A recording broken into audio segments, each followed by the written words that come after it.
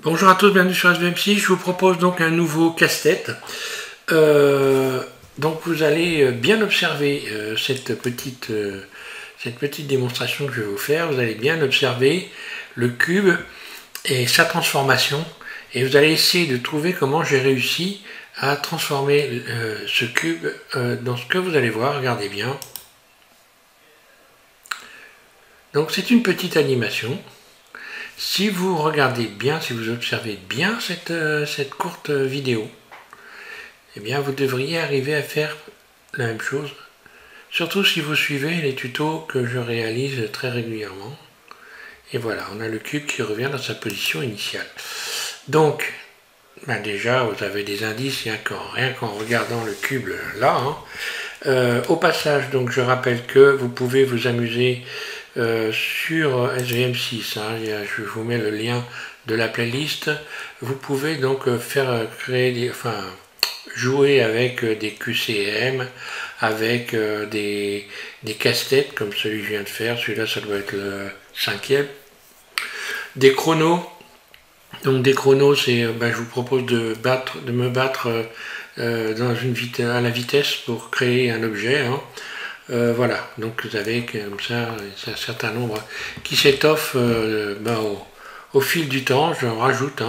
Voilà, donc je vous refais voir cette vidéo vite fait et je vous propose de trouver la solution pour réaliser ça.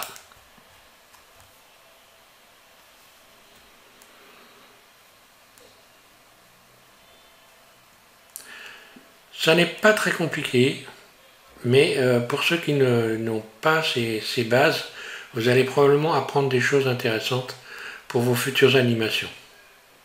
Voilà, c'est parti. Je vais vous faire donc cette démonstration pour ceux qui n'auraient pas trouvé. Je vais repartir donc sur Blender 3.4 et c'est parti pour la démo. Voilà, on est sur Blender 3.4 et donc évidemment je vais rajouter un cube. Donc je vais rajouter mon cube. Je l'ai emmené en mode Edit, Tab, puis je l'ai subdivisé. Voilà. Une fois que j'ai subdivisé, je vais séparer tous les éléments. Je me mets en mode face ici pour qu'on voie bien les faces. Je vais séparer tous les éléments en faisant Alt-M. Et ici, je fais face et arrête par sommet. Là. Donc tous les éléments sont découpés. Ensuite, je sélectionne tout. Et je vais faire en sorte que chaque élément devienne un objet différent dans le mode objet. Et pour ça, je fais CTRL P, P tout court d'ailleurs, voilà, P, et je vais faire par partie isolée, là. Donc maintenant, quand je suis dans le mode objet, je passe en mode objet, chaque élément ici est un élément différent. Donc le cube est complètement, j'ai envie de dire, découpé en plusieurs pièces, donc indépendantes, pour être clair. Je resélectionne tout, et pour pouvoir faire bouger ces éléments qui sont séparés, je vais donc être obligé de leur donner un axe propre. Donc pour leur donner un axe propre, je vais aller donc dans Définir, donc ici objet par objet, oui, objet par objet. Voilà. Et là, origine vers géométrie. Donc là, on voit toutes les origines qui sont venues se positionner à chaque face de ce cube. Donc là, chaque origine est indépendante. Ce qui fait que maintenant, si je fais une rotation élément par élément, ici je me mets donc en mode origine individuelle, et si je fais un RZ, eh bien voilà ce qui se passe. Tous les membres.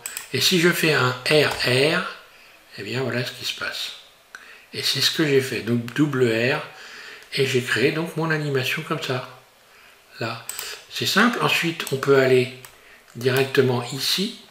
On va donc cliquer sur le I pour créer des images clés. Donc là, je vais même enclencher l'enregistrement. I, je vais créer des images clés, position, rotation, échelle. Là. Donc là, on voit que toutes les faces ont une image clé. Maintenant, je n'ai plus qu'à déplacer ici. Je vais déplacer à 250 par exemple. Voilà. Voilà, et je vais déplacer les éléments en faisant un RR, comme ceci, et je les bouge. Et on va voir ce que ça donne ici. Et donc forcément, je reviens à la position de départ. Pour faire revenir le cube à sa position de départ, ici je vais taper 500. Donc 500 images. Et simplement, je fais un clic droit ici pour tout désélectionner. Puis B, je viens sélectionner ici, voilà, tous les éléments qui sont là, il y en a beaucoup. Hein. Donc en utilisant la sélection par boîte, hein, voilà, on arrive donc à tout sélectionner. Je duplique, Shift D, et je déplace à 500, là. Ce qui fait que je vais obtenir, voilà, un clic gauche, je suis bien à 500, oui, je dois être à 500. Je peux maintenant désélectionner l'enregistrement, faire la lecture. Voilà. Je vais pouvoir maintenant tout désélectionner. Et puis voilà, on revient donc à la position de départ.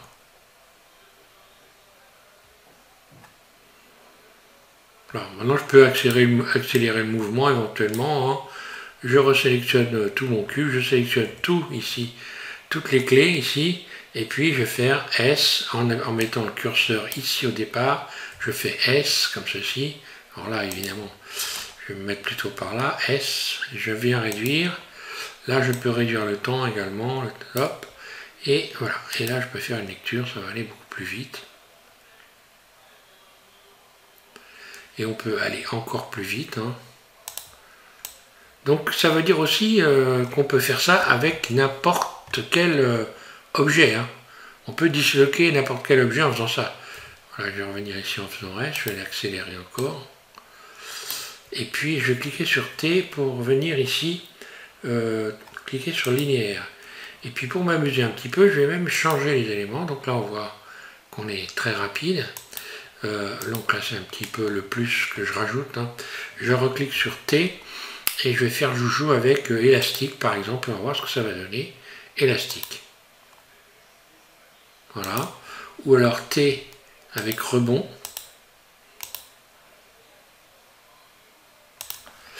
T, donc en linéaire, bon bah voilà, on a vu. Dépassement, ben, ça va pas changer grand chose, on verra pas grand chose. Là c'est pareil, si je fais constante, ben, la lecture ça va donner ça. Voilà. Et maintenant, je vais recliquer sur T et je vais faire linéaire comme ça. Voilà. Rappelez-vous que vous pouvez parfaitement dupliquer tous ces éléments là. Si je fais un Shift D, je déplace et je vais encore avoir rallongé l'animation. Hein. Puis je resélectionne tout A, Shift D, je déplace et voilà. C'est un bon moyen de faire des choses très rapidement. Hein. Et donc moi je me suis mis dans le mode ici, dans le mode Workbench, hein, et j'ai utilisé ben voilà, celui-là. Et si je me mets là, et voilà comment j'ai obtenu ce que vous avez vu. C'est pas bien compliqué, mais ben ça permet par la suite, si vous vous amusez un peu à l'animation, eh bien, à réaliser, à disloquer des objets de manière assez intéressante, du texte, enfin tout ce que vous voulez, avec cette façon de procéder. D'ailleurs, j'aurais pu très bien modifier également ici sa taille. Hein. Par exemple, ici, je pourrais rajouter une clé hein, en cliquant sur la ici, puis je pourrais faire S en sélectionnant tout, S. Donc automatiquement, je vais obtenir ça. Ça va gonfler, voilà. Et puis voilà, et ainsi de suite. Hein. Ici, je vais faire S, mais dans l'autre sens. Par exemple, pourquoi pas.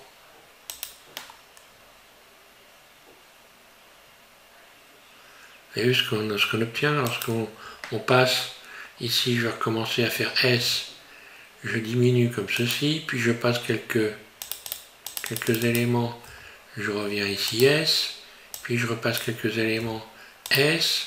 Voilà, on peut il ne faut jamais oublier qu'on peut évidemment rajouter toutes sortes de choses dans l'animation. Hein.